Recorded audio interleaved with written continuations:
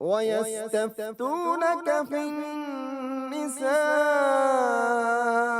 قُلِ اللَّهُ يُفْتِيكُمْ فِيهِنَّ وَمَا يُتْلَى عَلَيْكُمْ فِي الْكِتَابِ فِي يَتَامَى النِّسَاءِ.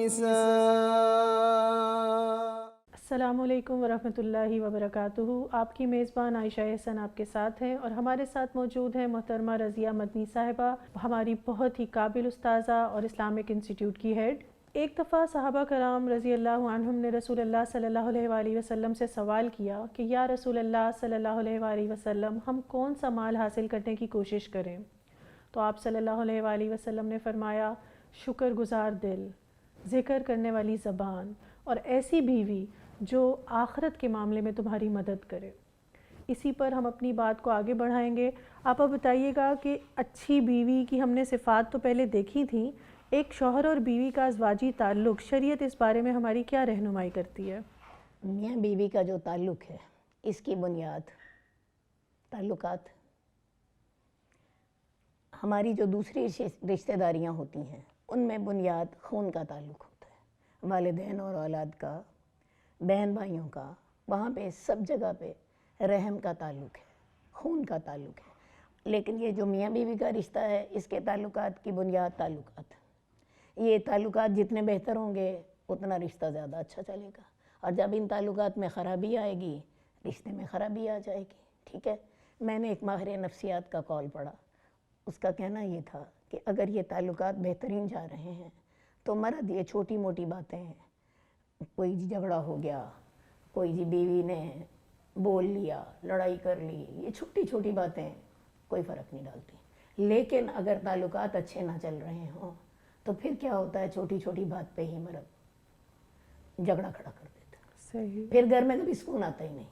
صحیح۔ اسی لیے اللہ تعالیٰ نے حکم یہ دیا تھا کہ خامن جب بلائے تو عورت کو اس کی بات ماننی ہے، چاہے وہ تندور پر ہو، چاہے وہ پالان پر ہو، اور اگر وہ نہیں آتی تو فرشتے اس پہ لعنت کرتے رہتے ہیں، اس کی نماز قبول نہیں ہوتی ہے۔ تو اللہ چاہتے ہیں کہ ہمارے گھر بسے رہیں، اور ہمارا یہ رشتہ جو ہے اپنی خوبصورتیوں کے ساتھ ہم اسے انجوائے کرتے ہیں۔ ٹھیک ہے، تو اب آپ کا سوال یہ ہے کہ زوجین کے تعلق کے شرعی آداب کیا ہے؟ بات ہے، شریعت نے اس سلسلے میں قرآن مجید میں ہی ہمیں ہدایات دی، اور وہ سورہ بقرہ کی آیت ہے، نساؤکم حرث لکم فاتوا حرثکم انا شئتم، تمہاری بیویاں تمہارے لیے ایسے ہی ہیں جیسے کھیتیاں ہوتی ہیں، کیونکہ تعلق کے نتیجے میں اولاد بھی ہوتی ہے، اور اپنی کھیتی کے پاس آؤ تم جیسے جو۔ اب یہ جو اللہ تعالیٰ نے کھیتی کی تشبیہ دی ہے، کھیتی کی آپ کو پتہ پوری حفاظت کرنی پڑتی ہے۔ جس وقت کھیتی کو میں بیج ڈالا جاتا ہے اس وقت پہلے اسے نرم کرنا ہوتا ہے، اور آپ اس میں سوچتی ہوں ایک کسان کے لیے کھیتی میرے خیال میں اس کو اپنی جان سے بھی زیادہ عزیز جان سے ہوتی بھی ہے، پیاری ہوتی ہے۔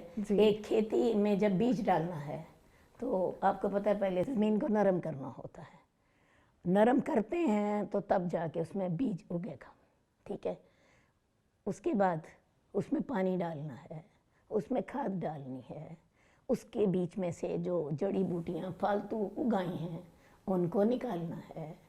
اس کے بعد جیسے جیسے اس کی ضرورت ہوگی ویسے ویسے اس کی ضروریات کا خود خیال رکھنا ہے۔ کھیتی نے تو آپ سے بول کے نہیں کہنا۔ تو اللہ تعالیٰ نے یہ جو کھیتی کی مثال دیا، یہ بھی بڑی ہی خوبصورت تشبیہ ہے، کسان اس کو بڑا اچھا سمجھتا ہے۔ اور یہ جو شروع میں بات میں نے آپ سے کہی کہ جب اس میں بیج ڈالنا ہے تو اس کو نرم بھی کرنا ہے۔ آپ دیکھ رہے ہیں کہ ایک بیوی کے ساتھ آپ کا تعلق کیسا ہونا چاہیے، اس کے مانگے بغیر اس کی ضروریات پوری کرو، اس کے لیے کھاد بھی ڈالو گے، اس میں بیج بھی ڈالو گے، پانی بھی دو گے، جب پھل آنے کا وقت ہوگا تو بیج ڈالنے کے بعد اس کی حفاظت بھی کرتے ہیں، حفاظت بھی کرو گے۔ اس میں سے تکلیف دینے والے جو جڑی بوٹیاں ہیں جو ہماری پیداوار کو متاثر کر دیتے ہیں وہ بھی نکالو گے۔ اس کی کوئی ایسی بیماری لگ گئی ہے جس کے ساتھ پھل میں نقصان آ سکتا ہے تو آپ ادویات بھی ڈالو گے۔ تو بیویاں تمہاری کھیتیاں ہیں، اس کو ان کی کہنے کے بغیر تمہیں ان کی کیئر کرنی ہے، بالکل ٹھیک ہے نا۔ اور دو اللہ نے صرف یہاں پہ پابندیاں لگائی ہیں، تم آؤ اپنی کھیتی کے ساتھ جیسے تم چاہو، شریعت میں کھلی اجازت ہے۔ صرف دو پابندیاں ہیں۔ ایک پابندی کون سی ہے؟ حیض کے دنوں میں تعلقات نہیں ہو سکتے۔ دوسری پابندی یہ ہے پیچھے سے تعلقات نہیں ہو سکتے، تعلقات اسی جگہ پہ ہوں گے جو اللہ نے فطرت رکھی، اور یہ اللہ نے ہر انسان کی فطرت یہ رکھ دی۔ صحیح، ٹھیک ہے جی، تو یہ دو پابندیوں کے ساتھ شریعت اس کی اجازت دیتی ہے۔ صحیح، اب اگلی بات ہے آپ کیسے پسند کرتے ہو، شریعت اس بارے میں آپ کو اجازت دے رہی۔ صحیح، ٹھیک ہے۔ آپ میں ویسے اس کی زیادہ بھی وضاحت کرنا چاہوں گی، کیونکہ بہت سے لوگوں کو یہ سمجھ نہیں آ رہی ہوتی۔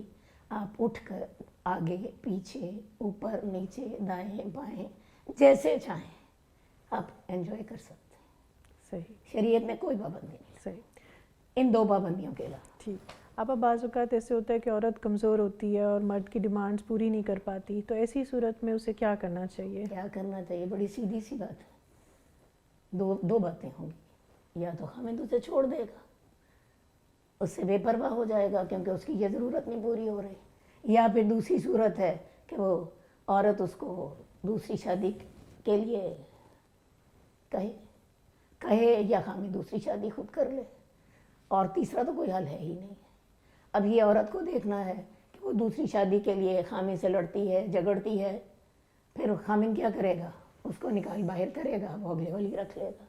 یہ عورت کو خود عقل مند ہونا چاہیے کہ جب میں اس قابل نہیں ہوں کہ میں اس کی ضرورت پوری کر سکوں۔ بعض اوقات عورت کی اولاد نہیں ہوتی، بعض اوقات عورت باجھ ہوتی ہے، بعض اوقات عورت بیمار ہوتی ہے، تو ایسی صورت میں دوسری شادی ہی اس مسئلے کا حل ہے، اور کوئی حل ہے ہی نہیں، صحیح، پاسبل ہی نہیں ہے۔ صحیح، تو بہتر یہ ہے کہ عورت بجائے اس کے کہ اس وقت مخالفت کرے، وہ اس کو قبول کر لے، وہ بھی رہتی رہے، اگلی بھی رہتی رہے۔ آپ بتائیے گا حاملہ خواتین کے ساتھ ازواجی تعلق قائم کرنے کے بارے میں شرعی رہنمائی کیا ہے؟ اس سلسلے میں شریعت نے کوئی ممانعت نہیں کی، باقی اگر کسی کے کوئی میڈیکل معاملات ہیں، کوئی میڈیکلی ڈاکٹر نے اسے کہا ہے کہ تمہیں کوئی نقصان ہوگا، تو وہ میاں بیوی خود ایڈجسٹ اسے کر سکتے ہیں۔ مرد کو بھی پتا ہے یہ میری اولاد کی ماں بن رہی ہے، ٹھیک ہے۔ شریعت اس سلسلے میں آپ کو آزادی دیتی ہے۔ ٹھیک، اسی طرح آپ بتائیے گا حائضہ کے ساتھ تعلقات قائم کرنے میں کے بارے میں شریعت کیا کہتی ہے؟ بات ہے حائضہ کے ساتھ تعلقات کی اجازت نہیں ہے، اور یہ قرآن مجید نے واضح طور پہ کہہ دیا ہے، وَلَا تَقْرَبُوهُنَّ حَتَّىٰ يَطْهُرْنَ، ان کے تم قریب نہیں جا سکتے جب تک کہ وہ پاک نہیں ہو جاتی۔ ہاں پاک ہو جائیں تو پھر اجازت ہے، غسل کر لیں تو پھر اجازت ہے، کیونکہ اگلی آیت میں غسل کا بھی ذکر ہے، فَإِذَا تَطَهَّرْنَ، جب وہ اچھی طرح پاک ہو جائیں تو غسل کرنے کے بعد تعلقات کی اجازت ہوگی۔ اب اگلا آپ کا سوال یہ ہے کہ کوئی عورت یا کوئی مرد اس عورت کے ساتھ تعلق قائم کر بیٹھا ہے تو پھر کیا کریں؟ وہ اپنے جذبات کو نہیں کنٹرول کر سکا، ٹھیک ہے، تو پھر کیا کرنا چاہیے؟ تو عبداللہ بن عباس کی مرفوع حدیث موجود ہے، اس صورت میں وہ 1 دینار سونا صدقہ کرے گا، اور 1 دینار سونے کی قیمت آج کل 43,000 روپے ہے۔ اگر اس وقت جب کہ حیض کا جوش تھا اس وقت قائم کیے تو 1 دینار سونا صدقہ کرے، اور اگر بعد میں کیے ذرا جوش کم ہو چکا تھا تب آدھا دینار، اور میں نے آپ کو بتایا کہ 1 دینار 3 ماشے تولے کے برابر ہوتا ہے۔ صحیح، میں نے آپ کو پہلے اس کی آج کے حساب سے قیمت بتا دی ہے، 43,000 روپے کا مسئلہ۔ دوسری صورت میں اس کے نصف کر لیے جائیں، یہ کفارہ ہوگا ایک غلط کام کرنے کا۔ باقی اس کے بہت سے میڈیکلی نقصانات ہیں، وہ اگر ہم میڈیکل کی بکس پڑھیں تو اس کے ساتھ مرد کو زیادہ نقصان ہوتا ہے، عورت کو بھی نقصان ہوتا ہے۔ شریعت نے ہر بات جس میں ہمارا نقصان ہے حرام کر دی، اور جس میں ہمارا فائدہ ہے ہمارے لیے جائز کر دی۔ جزاک اللہ آپ نے بتایا کہ اگر کوئی حیض کی حالت میں تعلق قائم کر لیتا ہے تو اس کا کفارہ ہے۔ اسی متعلق میں آپ سے مزید سوال کروں گی، مگر ناظرین ملتے ہیں بریک کے بعد، ہمارے ساتھ رہیے گا۔ وَيَسْتَفْتُونَكَ فِي النِّسَاءِ قُلِ اللَّهُ يُفْتِيكُمْ فِيهِنَّ وَمَا يُتْلَى عَلَيْكُمْ فِي الْكِتَابِ فِي يَتَامَى النِّسَاءِ. ویلکم بیک ناظرین. جی ہم بات کر رہے تھے فدیے سے متعلق. تو آپا میں سوچ رہی تھی کہ بعض اوقات انسان کو پتہ ہی نہیں ہوتا، میاں بیوی کو یہ اس بات کا پتہ ہی نہیں ہے کہ شریعت نے حد مقرر کی ہے اور اس کا کفارہ ہے، اور وہ لا علمی میں تعلق قائم کر لیتے ہیں. تو ایسی صورت میں پھر شریعت نے کیا ان کے لیے کوئی گنجائش رکھی ہے؟ گنجائش یہی ہے کہ جب انہیں اندازہ ہو یا جب انہیں علم ہو. اور ویسے میں آپ کو بتاؤں یہ چیزیں انسان کی فطرت میں ہیں، اور انسان ایسی باتیں سنتا بھی رہتا ہے، کیونکہ یہ سارے احکامات قرآن مجید میں اللہ تعالیٰ نے دیے ہوئے ہیں. تو جو ہی علم ہو توبہ کرے، ممکن حد تک کفارہ دے، صحیح. توبہ کرے اور آئندہ سے باز آ جائے. صحیح، یعنی کوشش کفارہ دینے کی کرنی چاہیے. کوشش کفارہ دینے کی کرے ممکن حد تک، صحیح. جب تک جہاں تک وہ کر سکتا ہے، صحیح. اور اللہ سے توبہ کرے. صحیح. توبہ کرنے کے بعد آئندہ باز آ جائے. صحیح. اللہ انشاءاللہ مہربانی کریں گے. انشاءاللہ. آپا ایک مسکنسیپشن ہے معاشرے میں کہ بعض اوقات یہ سننے میں آتا ہے کہ جب تک میاں بیوی کا تعلق قائم نہیں ہوتا ولیمہ حلال نہیں ہوتا. اس بارے میں بھی تھوڑی، ولیمے کے بارے میں بھی اور اس سلسلے میں بھی تھوڑی وضاحت کرتے ہیں. اصل بات یہ ہے کہ شادی کا کھانا ایک ہی ہے، اور وہ کھانا ولیمہ ہے. ہم نے اس کو بارات کا کھانا علیحدہ بنا لیا، ولیمے کا علیحدہ بنا لیا. ٹھیک ہے. بارات کا تو میں نے آپ کو پہلے بتایا تھا کہ بارات کا کوئی تصور اسلام میں نہیں ہے. جی آپا. حضرت عائشہ کی شادی کا ذکر بھی کیا تھا کہ ان کی والدہ ام رومانی نے اللہ کے رسول کے ہاتھ میں انہوں نے پکڑا دیا اور گھر آ گئی. ٹھیک ہے. نہ بارات آئی، نہ بارات والے آئے، نہ کھانے پکے، نہ جہیز گیا. یہ سارے کانسیپٹ جو ہیں یہ ہندو معاشرے کے ہمارے اوپر اثرات ہیں. اب اگلا مسئلہ یہ ہے کہ ایک ہی کھانا ہے شادی کا اور وہ ولیمے کا ہے. اس کے لیے کانسیپٹ یہ ہے کہ میاں بیوی جب مل بیٹھیں، تعلق اپنا کام قائم کر بیٹھیں، تو اس کے بعد ایک کھانا ہو جائے. جی. ٹھیک ہے. بعض اوقات ایسا ہوتا ہے جن تاریخوں میں شادی طے ہوتی ہے ان تاریخوں میں بچیاں پاک نہیں ہوتی. تو سب سے پہلے تو اس بات کا اہتمام کریں کہ بچیوں سے ذرا یہ پوچھ لیں شادی کی تاریخ طے کرنے سے پہلے کہ بھئی تمہارے ان دنوں میں یہ ایام تو نہیں ہوں گے. نمبر 2، یہ دھیان رکھیں کہ اگر فرض کیا خیال نہیں تھا لیکن ایمرجنسی میں یا ٹینشن میں یا بعض اوقات آگے پیچھے بھی ہو جاتا ہے، معاملہ ہو گیا، اب کیا کریں؟ تو بات یہ ہے کہ میاں بیوی جب مل بیٹھیں گے خلوت میں ایک دوسرے کے ساتھ ان کا تنہائی کا اہتمام ہوگا، تو انشاءاللہ یہ جو تنہائی کا اہتمام ہے یہی اس کے قائم مقام ہو جائے گا. صحیح. اس لیے اگر کسی نے تعلقات نہیں بھی قائم کیے تو تنہائی کا اہتمام تو تھا نا. ٹھیک ہے. تو یہی ان کے لیے کافی ہو جائے گا. انشاءاللہ تعالیٰ وہ ایک دوسرے کے ساتھ تنہائی میں بے تکلف ہو سکتے ہیں. ٹھیک ہے. تو وہ اپنا ولیمہ کر لیں. صحیح. ولیمہ ان کا انشاءاللہ جائز ہی ہوگا. صحیح. ٹھیک. آپ ولیمے کے بارے میں دو چار باتیں اور بھی کہنا چاہتی ہوں. شریعت نے ولیمے کے بارے میں ہماری بہت زیادہ رہنمائی کی ہے. رسول اللہ صلی اللہ علیہ وسلم نے اپنی ازواج کا ولیمہ کیا. حضرت زینب کا ولیمہ آپ نے بہترین کیا. اس میں اس معاشرے کے مطابق بہترین کھانا دیا. آپ نے گوشت اور روٹی دی، اور اس میں حضرت ام سلیم رضی اللہ تعالیٰ عنہ نے ایک میٹھا بھی بنایا تھا. اس کا ذکر بھی حدیث میں ملتا ہے. یہ تو حضرت زینب کا ولیمہ ہے. لیکن حضرت صفیہ کا ولیمہ بھی شریعت کا حصہ ہے. حضرت صفیہ جو ہیں یہ غزوہ خیبر کے بعد آپ نے ان سے نکاح کیا. غزوہ خیبر سے واپسی پر راستے میں حضرت ام سلیم نے ان کو رسول اللہ صلی اللہ علیہ وسلم کی خدمت میں پیش کیا.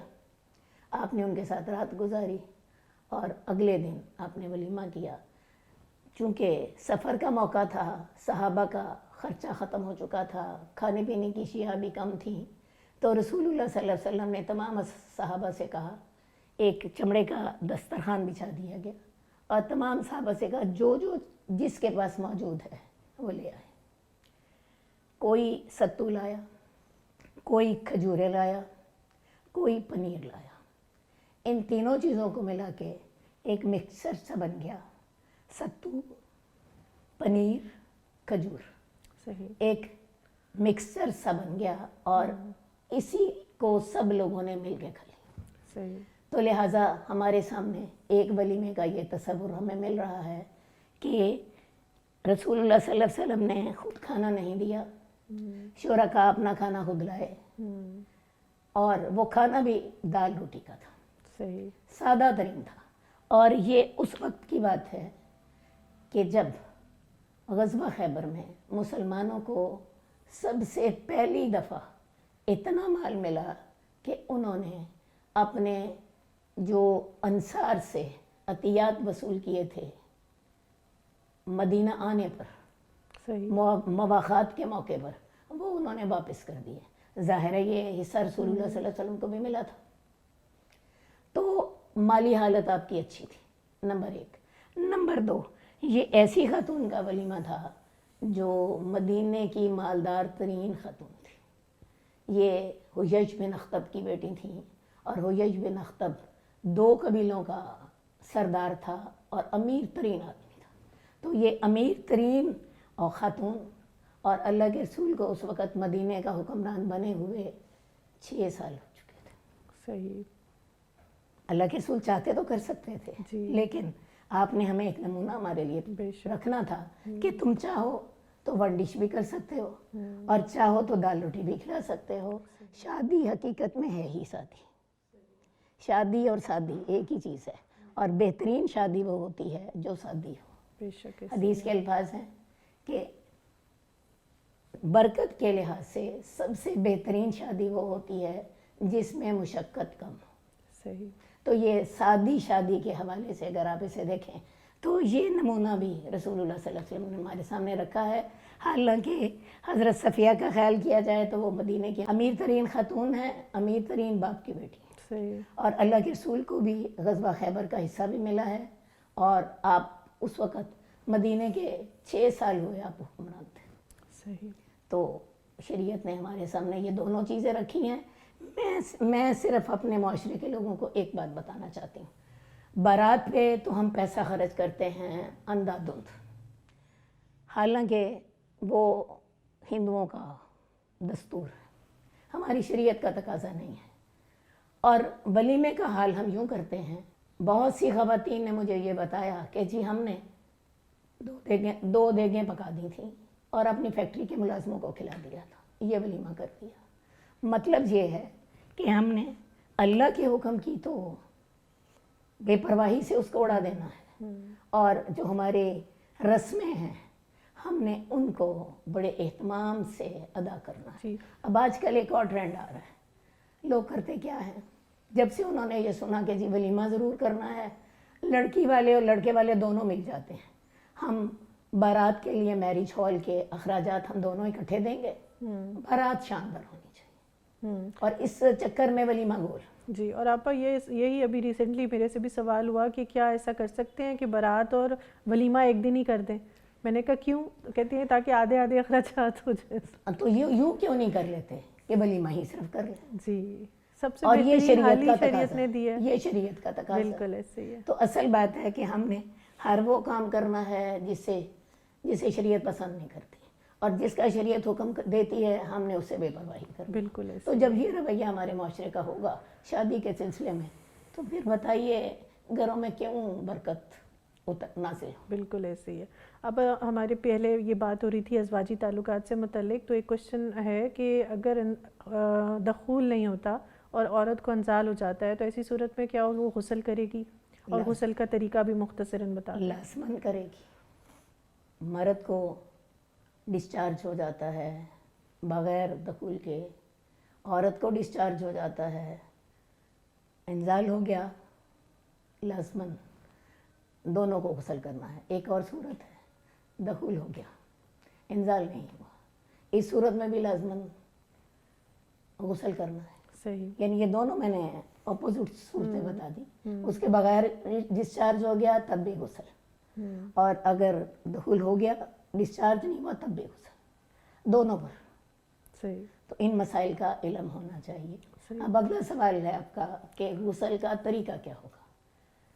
غسل کا طریقہ یہ ہوگا کہ سب سے پہلے اپنے ہاتھ دھوئیں 3 دفعہ، اس کے بعد استنجا کریں اچھی طرح، استنجا کرنے کے بعد وضو کریں، منہ میں پانی ڈالیں 3 دفعہ کلی، 3 دفعہ ناک میں پانی ڈالیں گے، اپنا منہ دھوئیں، اپنے بازو دھوئیں کونیوں تک، اور اس کے بعد جب سر پر مسح کا موقع آئے تو اس وقت سر پہ 3 دفعہ پانی ڈال لیں، ٹھیک ہے جی۔ اور اس کے بعد آپ نہا لیں، شیمپو کر لیں اگر آپ نے کرنا ہے، ورنہ خالی پانی بہا لیں۔ لیکن ایک بات کا اہتمام ضرور کریں کہ آپ کے بال اچھی طرح گیلے ہو جائیں۔ مرد بھی اپنے بالوں کے گیلے کرنے کا اہتمام کریں، بلکہ حضرت علی کی حدیث اس سلسلے میں بڑی دلچسپ ہے۔ کہتے ہیں جب سے مجھے یہ پتہ چلا کہ جنابت ہر بال کے نیچے ہوتی ہے، میں نے اپنے بالوں سے دشمنی کر لی۔ کیا دشمنی کی؟ بال منڈوا ہی دی تاکہ یہ جھگڑا ہی نہ رہے۔ صحیح۔ اسی طرح مرد اپنی داڑھی کے بالوں میں خوب اچھی طرح ہاتھ ڈال کے کر لیں، اہتمام کر لیں اس بات کا کہ واقعی داڑھی کے بال جڑوں تک گیلے ہو گئے، تو اچھی طرح اپنے بالوں کو کنفرم کر لیں کہ بھئی وہ جڑوں تک گیلے ہو گئے ہیں۔